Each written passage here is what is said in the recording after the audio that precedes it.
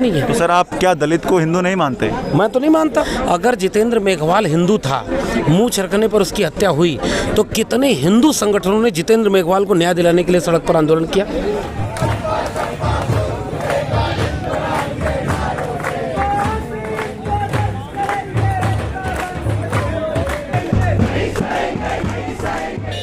इस वक्त नमस्कार, आदाब, सत श्री अकाल, स्वागत है आप सभी का। मैं हूं वैभव और आप देखना शुरू कर चुके हैं SNG भारत। ये दिल्ली का विजयनगर है और ये है विजयनगर का साइबर पुलिस स्टेशन। दरअसल आप मेरे पीछे के जो नारे सुन पा रहे हैं वो दिल्ली विश्वविद्यालय के एक हिंदू कॉलेज के प्रोफेसर के समर्थन में हैं। दरअसल केस ये है कि ज्ञानव्यापी मस्जिद में मिले शिवलिंग के दावे पर दिल्ली विश्वविद्यालय के प्रोफेसर रतन लाल ने कुछ विवादित बयान कर दिए थे, जिसके बाद उन्हें धार्मिक भावनाओं को भड़काने के आरोप में दिल्ली पुलिस ने आज 10:30 बजे अरेस्ट कर लिया है, जिसके खिलाफ ये छात्र यहाँ पर इकट्ठा हुए हैं। आइए हम इन छात्रों से बात करते हैं और पूछते हैं क्या है पूरी बात। हमारे साथ इस वक्त हैं आयशा से आयुष। आइए जानते हैं क्या है पूरा मामला।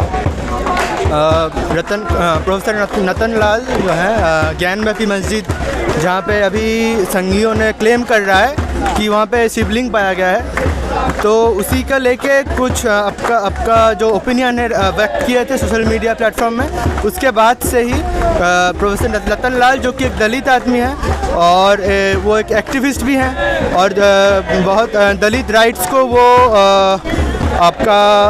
बुलंद करते हैं, दलित राइट्स के बारे में।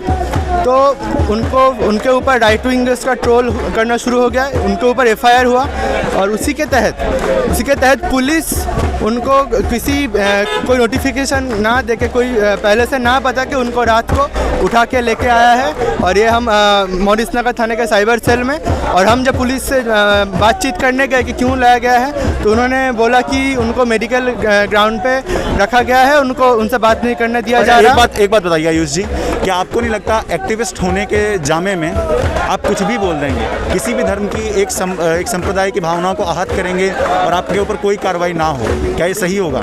देखिए, कोई बात को ना सिंपल से सिंपल बात को, हम लोगों ने भी वो पोस्ट पढ़ी थी और विवादित वो पोस्ट थी, काफ़ी लोगों ने उसे कहा, पर आपको ऐसा क्यों नहीं लग रहा है कि वो पोस्ट विवादित थी? क्योंकि एक भगवान के ऊपर कुछ मतलब उन्होंने बात कही और उसके ऊपर ये पूरा बवाल है, तो आपको ऐसा क्यों लगता है कि ये चीज़ विवादित नहीं है? देखिए, विवादित तो एक चीज़ को बनाया जाता है, उसको प्रोपेगेंडा किया जाता है, उसको मतलब उसका फ्रेमिंग किया जाता है सारी चीज़ को।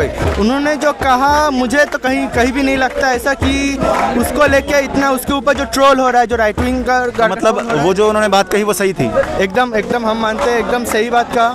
और ये हम बोलेंगे कि बात का शायद उनका भाषा में कुछ इधर उधर हुआ होगा, लेकिन जो बात कहना चाह रहा है एकदम सच है।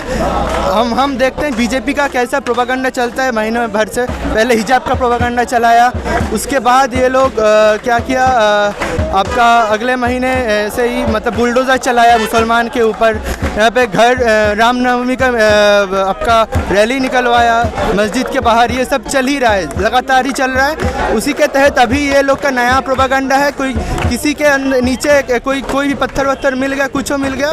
दिल्ली यूनिवर्सिटी के कुछ प्रोफेसर्स भी प्रोफेसर रतन लाल के समर्थन में आए हैं। आइए उन लोगों से बात करते हैं और जानते हैं।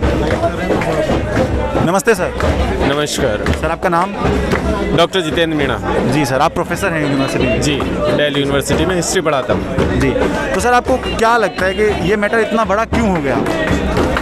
देखिए, इस देश में बड़े लंबे वक्त से जो लोग सरकार के खिलाफ आवाज़ उठाते रहे हैं, जो लोग इस देश में अंधविश्वास और इस तरीके की चीज़ों के खिलाफ जो तार्किक बातें करते रहे हैं, जो लोग इतिहास के पक्ष में खड़े हुए, जो लोग संविधान के पक्ष में खड़े हुए हैं, उन तमाम लोगों को किसी न किसी बहाने से लगातार जो है परेशान किया जा रहा है। किसी के ऊपर FIR किया जा रहा है, किसी के ऊपर मारपीट की जा रही है। उसी कड़ी में हमने रतन लाल सर का केस देखा। इससे पहले हम लोगों ने देखा कि लखनऊ यूनिवर्सिटी में प्रोफेसर रविकांत चंदन जी के ऊपर भी इसी तरीके का हमला हुआ, उनको साथ मारपीट हुई, उनकी कंप्लेंट को दर्ज नहीं किया गया। दूसरी तरफ उनके ऊपर FIR कर दी गई। लेकिन इसी तरीके से यहाँ जो है प्रोफेसर रतन लाल का केस देखिए, पूरा का पूरा मसला ये है कि जिस तरीके से डिसेंट की वॉइसेस को क्रश किया जा रहा है, ये डिसेंट की वॉइसेस को क्रश करने का मतलब है कि डेमोक्रेसी के ऊपर ये सर मतलब जैसे दूसरा पक्ष ये बोल रहा है कि हमारी धार्मिक भावनाओं आहत हुई हैं उनके उस फेसबुक पोस्ट से, तो आपको ऐसा नहीं लगता उसमें कुछ भी विवादित था ऐसा? नहीं, मुझे नहीं लगता ऐसा कोई उसमें कोई विवादित चीज़ थी। देखिए, अगर आपको लगता है कि उन्होंने कोई ऐसी बात कही है जिससे आप इत्तेफाक नहीं रख सकते हैं, तो वो एक इतिहासकार व्यक्ति हैं, आप भी इतिहास की समझ रखते होंगे, जिनकी भावनाएं आए तो ये वो आकर के बातचीत कर सकता है, डिबेट कर सकता है। भाई उस पोस्ट को आप पढ़ेंगे तो उसमें और भी कई जगह लिखा हुआ शायद टर्म इस्तेमाल उन्होंने किया है, यदि, इस तरीके, तो इसका मतलब होता है कि एक संभावना जताई जा रही है इतिहास में इस तरीके सर जो विवाद है वो खतना शब्द पे है, तो खतना तो मुझे नहीं लगता कि कोई अनपार्लियामेंट्री शब्द हो या संविधान में ऐसा इसके खिलाफ कोई जजमेंट आया हो, या ऐसा कोई शब्द नहीं है जो पॉपुलर जो है जनता के बीच में प्रचलित नहीं हुई। मुझे नहीं लगता खतना ऐसा कोई शब्द है जो कहीं पर बैन हो, तो इस पे तो कोई डिबेट होना ही नहीं चाहिए। हमारे साथ प्रोफेसर लक्ष्मण हैं, इनसे जानते हैं इस पर क्या व्यूज़ हैं इनके।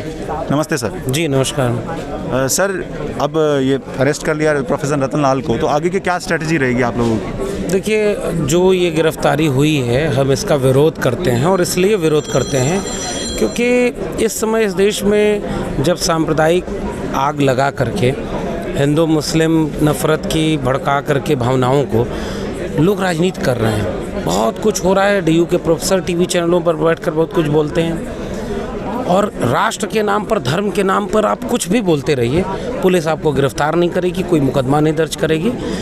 लेकिन एक प्रोफेसर जो आपका वैचारिक विरोधी है, उसकी एक फेसबुक पोस्ट को आप इतना आहत हो जाते हैं कि उसे आप गिरफ्तार करते हैं, तो ये दरअसल एक बहुत बड़ी आबादी को डराने और उन्हें धमकाने की कोशिश है कि उनका विरोध करने वाले लोग खामोश हो जाएं और वो बोले ना, इसलिए ये सब किया जा रहा है। हम इसका विरोध करते हैं और आगे इस पूरी मुहिम को कि भाई आप एक प्रोफेसर के साथ ऐसा क्यों कर सकते हैं, आप संवाद करिए, आप उस पर बहस करिए, उन्होंने जो लिखा उसके विरोध में आप लिखिए, बोलिए, लेकिन आप गिरफ्तार करेंगे तो हम इसका विरोध करेंगे और आगे ये विरोध जारी रहेगा।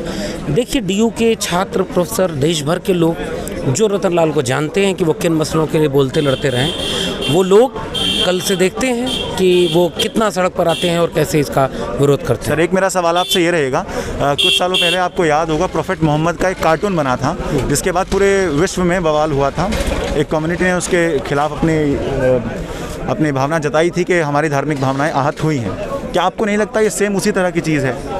देखिए, इसीलिए तो कह रहे हैं कि किसी भी किस्म की धार्मिक कट्टरता अगर होगी ना जी, और वो जब एक हद तक जाने के बाद मनुष्य विरोधी हो जाए, हत्या और हिंसा की पैरोकार हो जाए, हम उसकी हिमायती कभी नहीं हो सकते।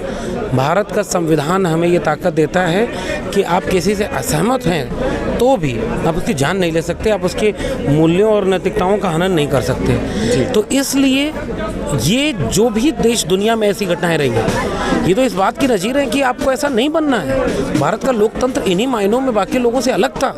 आप इसीलिए बहुत क्लेम करते थे कि आप डाइवर्स डेमोक्रेसी हैं, लेकिन आप अगर उन्हीं पैटर्नों पर चलेंगे, उसी दिशा में जा रहे हो। आपका सवाल बिल्कुल ठीक है कि उसी दिशा में है कि जो आपसे असहमत है उसको आप कहेंगे कि वो आपकी धार्मिक भावनाएं आहत कर रहा है। तो जो एक बहुसंख्यक समाज है, जो हिंदू नहीं है तुम्हारी परिभाषा में, उसकी भावनाओं की कोई कदर नहीं है, उसकी भावनाओं को आहत होने से कोई मतलब नहीं है। जो सत्ता में होगा उसी की भावनाएं हैं, बाकी लोगों की भावनाओं की कोई कीमत नहीं है। इस देश में दलितों, पिछड़ों, आदिवासियों, मजलूमों, किसानों के साथ जो हो रहा है, उनकी भावनाएं कुछ नहीं है। तो सर आप क्या दलित को हिंदू नहीं मानते? मैं तो नहीं मानता, मैं मानूं न मानूं ये बड़ी बात नहीं है। जरा ये हिंदू राष्ट्र बनाने वाले जो हिंदू 80% कहते हैं और 20% मुसलमानों के खिलाफ नौजवानों को दंगा भड़का रहे हैं, उनसे मेरा सवाल है, आप उनसे पूछिए, अगर जितेंद्र मेघवाल हिंदू था, मुंह छिड़कने पर उसकी हत्या हुई, तो कितने हिंदू संगठनों ने जितेंद्र मेघवाल को न्याय दिलाने के लिए सड़क पर आंदोलन किया? अभी उत्तराखंड में एक महिला जो बच्चों को खाना बनाकर खिलाती थी, उसके हाथ से खाना सवर्ण बच्चों ने खाने में मना कर दिया। कितने हिंदू संगठनों ने कहा कि हिंदू एकता टूट रही है, ओबीसी पर हमला होता है, मध्य प्रदेश में ओबीसी आरक्षण खत्म कर दिया, ये हिंदू सेना वाले क्यों नहीं गए? मेरा सवाल तो उनसे, तुम्हारे नज़र में ये हिंदू हैं? दलित, पिछड़े, आदिवासी हिंदू हैं? इसलिए मैं कह रहा हूँ वो नहीं है हिंदू।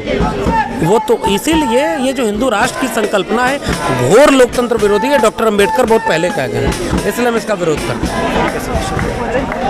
अब आगे ये आंदोलन किस तरह चलेगा, ये धरना कितना लंबा जाएगा और क्या क्या मोड़ लेगा, ये देखना दिलचस्प होगा। आप बने रहिए तब तक SNG भारत के साथ। मैं हूं वैभव और मेरे साथ कैमरा पर्सन है शुभम।